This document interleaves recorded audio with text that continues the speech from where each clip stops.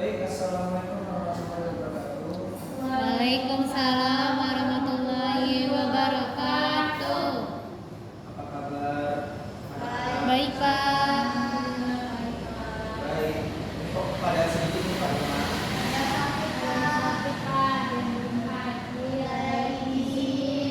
Iya sih, musim hujan juga ya, mulai remang-remang. Ya. Ya udahlah, kita absen dulu aja lah ya.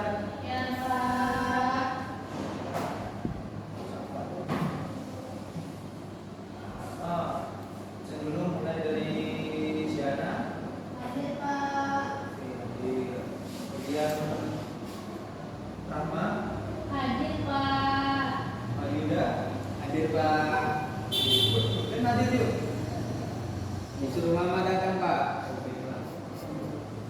Oke, ini. Hadir, Pak. Oke. Udah, doalah dulu. Apa itunya nama kelasnya? Sudah, Pak. Tidak. Iya, Pak. Ayo, cepatlah. Ikuti doa. Baiklah, sebelum kita mulai pembelajaran pada hari ini, ada baiknya kita berdoa terlebih dahulu supaya ilmu kita berkah dan bermanfaat untuk kedepannya. Doa dimulai.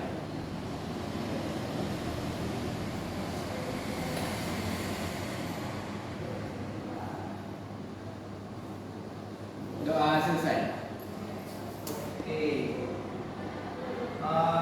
Kita masuk pelajaran IPA ya. Untuk materi biotek. Sebelumnya ada yang sudah baca tentang biotek atau sudah tahu semua? Belum. Oke, kita masuk materi biotik. Jadi belum ada yang tahu nih materi biotik. Oke, kita singgung sedikit dulu ya tentang apa sih itu biotik. Sebelumnya pernah dengar kata bio nggak? Apa itu? Gimana biasanya dia? Bio itu makhluk hidup. Sedangkan optik itu? Nah, dia biasanya dengan penglihatan atau mata lah biasanya ya kan. Jadi untuk biooptik itu dia tuh terdiri dari kata bio dan optik. Kemudian bio itu apa? Bio itu adalah makhluk hidup atau zat hidup atau bagian tertentu dari makhluk hidup. Jadi dia itu hidup. Sedangkan optik itu sebagai ilmu fisika, dia itu tentang cahaya atau pergerakan cahaya. Nah, biasanya itu memang dia berhubungan dengan mata, penglihatan ya. Jadi biooptik itu adalah bagian makhluk hidup untuk mengatur penglihatan seperti itu. Oke, lanjut.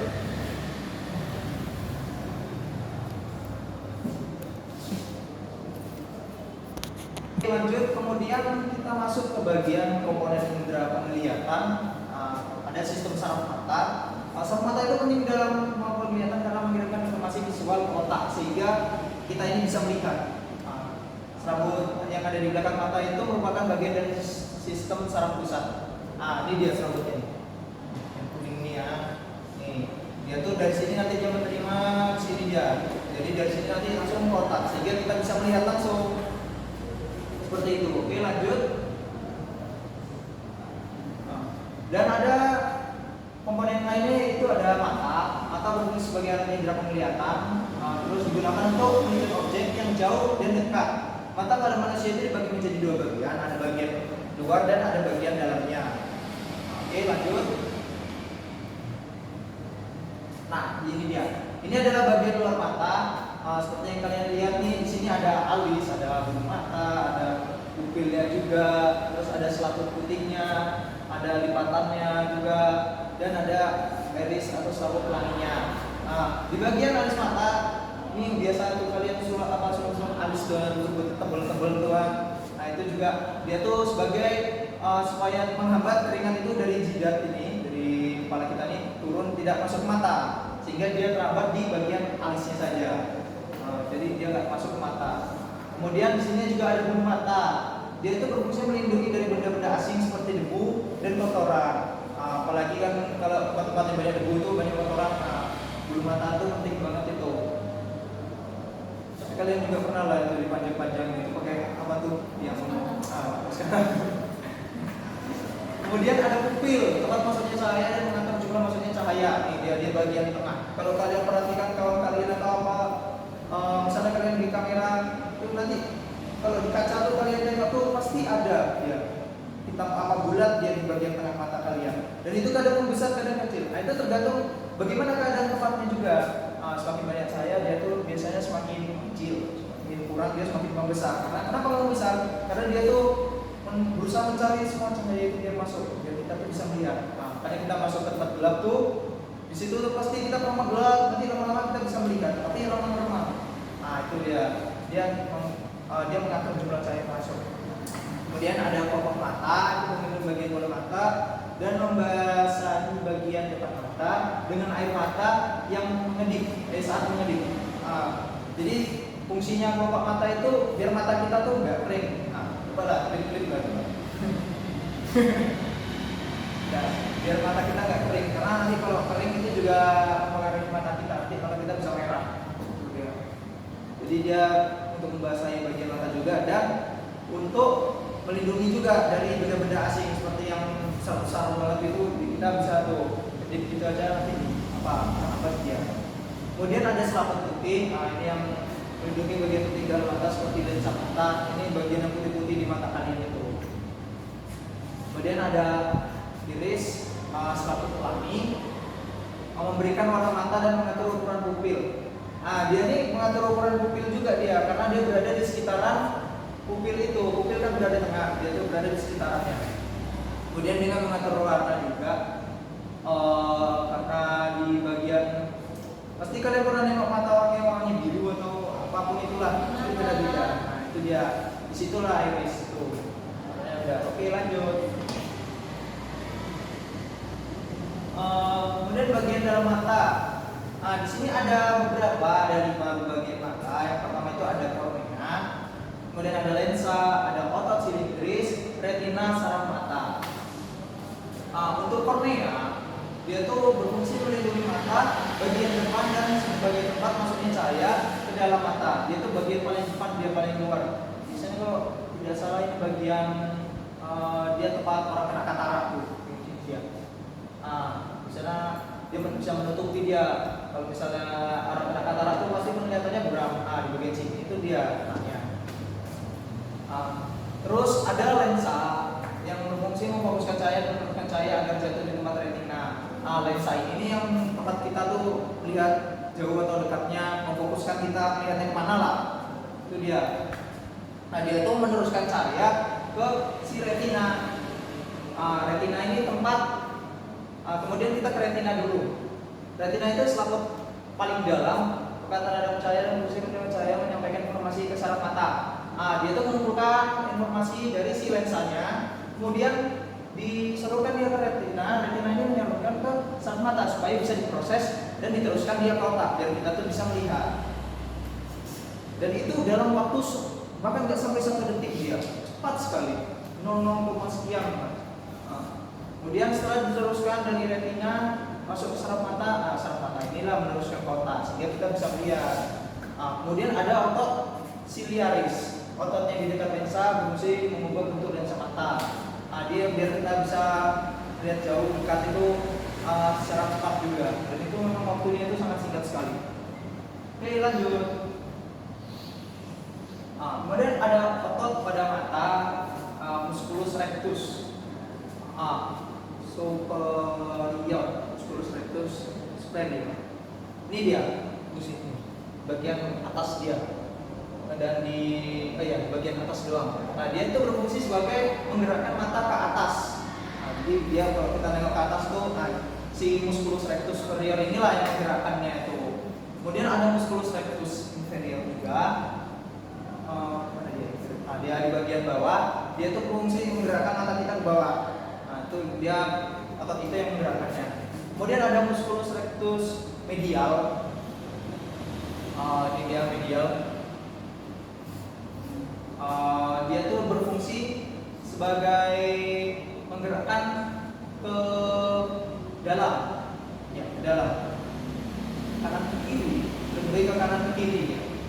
Nah, kemudian ada musculus rectus lateral yang menggerakkan mata ke sisi luar. Oke, lanjut. Nah, terus ada komponen indera penglihatan. Nah, ada korteks penglihatan. Korteks penglihatan adalah bagian dari otak yang bertanggung jawab untuk memproses informasi visual terletak di lobus occipital. Lobus occipital.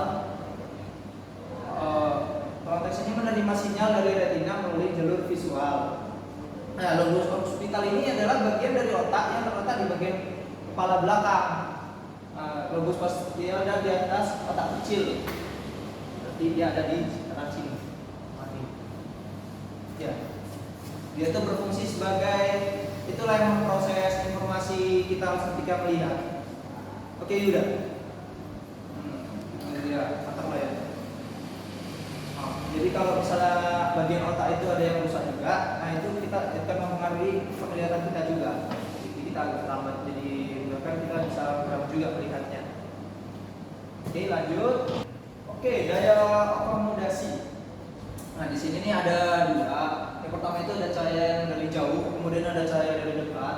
Nah, di cahaya yang jauh ini dia itu ketika kita melihat yang jauh itu lensanya itu menipis. Nah, kemudian si otot siliarisnya ini supaya si lensanya yang menipis itu dia relaksasi, biar dia menipis dan bisa memfokuskan cahaya lebih jauh, dan cahaya itu difokuskan di fovea. Nah, foveanya pun juga menipis dia jadinya. Kemudian yang kedua itu ada cahaya kerucut dari objek yang dekat. Dia semakin jadi objeknya itu yang dekat. Lensanya itu akan menebal, kemudian si otot siliarisnya ini akan kontraksi, dia bekerja supaya dia itu menebal, dan cahayanya itu difokuskan di foveanya juga semakin tebal dia. Oke, lanjut.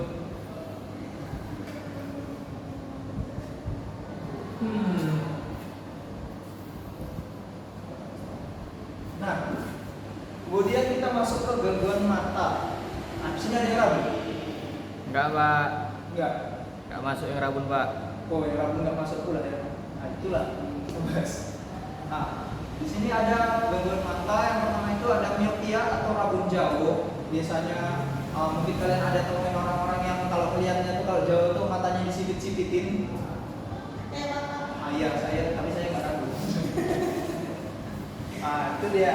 Itu biasanya berkemungkinan juga itu dia rabun kalau melihat jauh.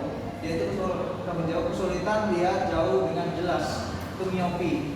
Jadi dia biasanya betul-betul kacamata juga. Kemudian ada presbiopi, rabun dekat, dia cuma di usianya lanjutan. Biasanya ini kasusnya di orang-orang tua, jadi di umur 40-an ke atas itu pasti udah, bahkan nggak 40-an sih, bahkan di 20-an saja ini kadang sudah ada yang memakainya. Dia tuh ada mungkin penurunan fungsional dari fisiologi kita, si orang itu juga, jadi kondisi mata, saraf-sarafnya itu menurun, jadi daya akomodasinya itu berkurang. Jadi kemampuan melihatnya tuh membaca dengan dekatnya itu juga sangat berkurang jauh. Tapi memang sih itu biasanya kasusnya di orang-orang tua aja biasanya. Tapi mempengaruhi juga sama kebiasaan kita juga. Jadi kita masih muda juga kan. Kemudian ada hipermetropi, yaitu rabun dekat. Nah, ini rabun dekat yang biasanya tuh inilah yang saya bilang tadi tuh, dia tidak cuma di orang tua, dia anak muda, apalagi anak muda sekarang ini kan kalau main HP dekat-dekat, tulis itu dekat-dekat, tuh kan itu dia contohnya. Dia nulis dekat-dekat, apalagi kadang dia dalam kondisinya tuh gelap, tuh nengok-nengok tuh terang kali ya, tapi sakit mata. Padahal jarak baca tuh yang bagus berapa? 30 cm, Pak. 30 cm. Cuman kita kalau baca berapa? 14 cm. Itulah, cuman coba matanya sekarang ini kan kanak-kanak juga kan. Sudah kita melihat dekat dan jelas, jadi perlu bantuan kacamata juga. Kemudian ada astigmatisme atau silibris, penglihatan akibat kelengkungan kornea lensa yang tidak sama di berbagai bagian. Biasanya ini keturunan kalau misalnya astigmatisme. Ya, masuk apa penyakitnya itu. Oke, lanjut. Penyelesaian terhadap terang dan gelap. Mekanisme penyelesaian terang cahaya. Jadi pada saat penyelesaian terang itu Pada kerucut dan batang terjadi perubahan di bawah pengaruh energi sinar yang disebut fotokimia. Nah, jadi dia menyesuaikan dia tergantung berapa cahaya yang masuk. Dan ada mekanisme penyesuaian gelap. Katanya ada fotokimia juga. Fotokimia itu cabang ilmu yang mempelajari reaksi kimia yang terjadi dengan pengaruh cahaya, terutama sinar ultraviolet atau UV dan cahaya yang tampak. Nah, UV itu apa biasanya? Ultraviolet Pak. Biasanya di mana? Matahari. Ya, betul. Nah, kadang-kadang tuh kalau kena matahari terus sama ke bawah pasti gelap. Hijau. Hijau, biru, putih, segala macam kan banyak. Ya. Itu juga itu ada pengaruhnya. Dia menyesuaikan dia secara tiba-tiba belakang. Kemudian ada mekanisme penyesuaian gelap. Seseorang masuk ke dalam ruangan gelap yang tadinya berada di ruangan terang. Jumlah produksi di dalam perut sangat sedikit sehingga akibat secara tersebut dapat terlihat awal di dalam ruangan gelap. Ini kita jelas tadi kan. Ini dia tiba-tiba terang terus masuk ke dalam ruangan yang gelap. Kalau kalian dari tempat keluaran panas terik pasti masuk ke ruangan yang gelap tuh langsung gelap gulita. Bahkan itu nggak gelap, ada cuma kayak cahayanya yang kurang dari matahari. Terus itu berkurang jauh. Langsung gelap kalian. Tapi nanti lama-lama menyesuaikan kan dia? Nah, itu dia. Dia menyesuaikan gelapnya. Oke, lanjut sudah. Oke, dari tangkap warna. Kon berbeda dengan pelot. Dalam beberapa hal yaitu kon memberikan jawaban yang selektif terhadap warna, kon sensitif terhadap cahaya dan mempunyai hubungan dengan otak dalam kaitan kerja penglihatan dibandingkan dengan otak. Nah, ahli fa'allama naftu si ini mukanya ya. Udah tua. Mungkin udah tinggal pun. Yang Hobbes pendapat ada 3 kon yang tangkap terhadap 3 warna. Pokok yaitu biru, hijau, dan merah. Prot itu adalah sel batang salah satu jenis fotoreseptor yang terdapat di dalam retina. Jadi dia terdapatnya di rot ini di dalam retina. Di dalam retina. Oke, lanjut bisa. Ada 3 kon. Yang pertama itu ada kon biru yang mempunyai kemampuan tangkap gelombang frekuensi cahaya antara 400-500 milimikron. Berarti kon biru dapat menerima cahaya ungu, biru, dan hijau. Nanti kita jelaskan. Kemudian ada kon hijau yang berada di antara 450 sampai 675 mikron. Ada warnanya juga, dan kon merah dapat mendeteksi seluruh panjang gelombang terhadap cahaya dan kemerahan sama kuat. Dia seluruhnya ada batasnya. Oke, lanjut. Dia dari sebelah. Nah, ini dia tadi yang saya bilangkan. Di sini ada beberapa kon. Tadi ada yang dari ungu untuk kon warna biru. Tadi ungu sampai hijau. Kemudian ada kon hijau sampai kemerahan. Terus ada kon merah itu seluruhnya dia. Bisa menangkap warnanya seluruhnya. Itu dia. Oke, lanjut. Oke. Setelah tadi kita belajar tentang warna-warna kon yang ada di mata, kan ada warna biru, hijau, dan merah. Kita masuk juga ada juga mata kucing ini karena menarik juga karena mata kucing itu masih yang apa kan kalau di malam hari. Di sini mata kucing cenderung lebih besar dari ukuran tubuh mereka. Proporsi ini memberikan mereka pandangan yang tajam dan akurat. Pasti kalau kalian itu kucing kalau di malam di bagian bagian gelap tuh pasti matanya tuh bulat, si pupilnya tuh membesar, lebar kan. Jadi kayak matanya lebih besar kan dari kepalanya. Itulah. Dia setidaknya itu kalau mata kucing juga bergerak secara independen memberikan mereka kemampuan melihat dengan sudut pandang yang lebih luas dibandingkan dengan manusia. Karena itu kadang juga dia refleksnya juga cepat tuh. Kalau kadang mau kita takut tuh, apalagi lihat tuh pasti langsung refleks dia lari. Itu dia. Apalagi malam hari kan, karena dia mencari mangsa juga. Ini lanjut yuk. Nah, ini dia bagian-bagian mata kucing. Dia di bagian ininya cenderung lebih lonjong dan lebih besar juga sih. Karena kan tadi juga dijelaskan memang dia lebih besar dan supaya pergerakannya juga jadi lebih cepat ya. Dan kurang lebih strukturnya sama juga seperti mata manusia, cuma ada yang sini bagian ini bagian lebih tebal. Oke, lanjut. Kemudian ada proses melihat saat gelap. Proses penglihatan malam pada kucing dipengaruhi oleh beberapa struktur dan mekanisme. Ini dia. Hanya kalau kan bersinar-sinar itu kan pertama tapetum lucidum. Kucing memiliki lapisan reflektif di bagian belakang mata disebut tapetum lucidum. Berfungsi sebagai seperti cermin menentukan cahaya melewati retina kembali ke sel reseptor. Kemudian cahaya masih mengalami sebuah perubahan untuk deteksi oleh retina meningkatkan kemampuan melihat kondisi rendah cahaya. Jadi inilah yang mengaruhi makanya kenapa dia bisa melihat tuh silau-silau.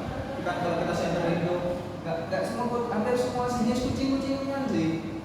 Kayak macam segala macam tuh pasti.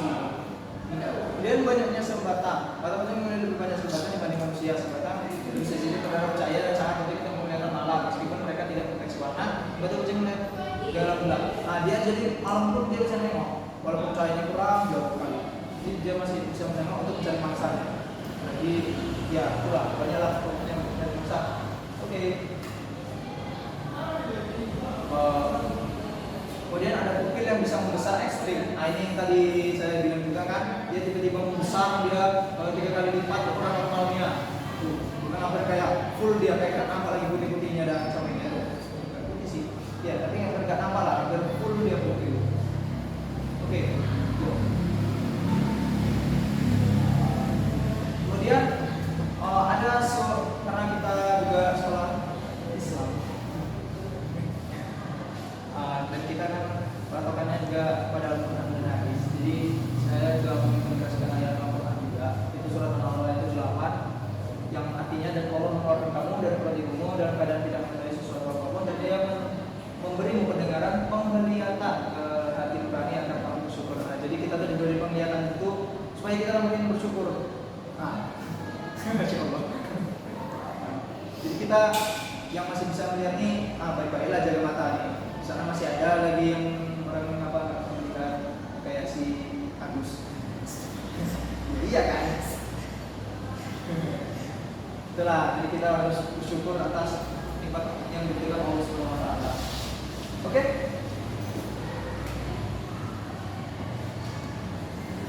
Nah, dari yang materi saya sampaikan tadi, ada yang ingin bertanya? Enggak ada. Cepat sekali. Oke lah, kalau begitu. Kalau gitu saya kasih tugas lah. Nah, catatan. Tugasnya itu gambarkan bagian organ mata, cuma dalam bentuk dibuat pakai apa namanya karton. Terus digambar terus dikasih keterangannya. Itu tugasnya individu. Berapa banyak kalian mulai nggak masuk. Baik Pak. Oke, udah memang nggak ada yang bertanya nih. Tidak ada Pak. Oke lah, Yuda nggak bertanya Yuda. Oke lah Yuda. Baiklah, sekian mungkin pertemuan kita hari ini. Karena nggak ada yang bertanya juga dan pada masuk. Jadi langsung saya akhiri aja. Assalamualaikum warahmatullahi wabarakatuh. Waalaikumsalam warahmatullahi wabarakatuh.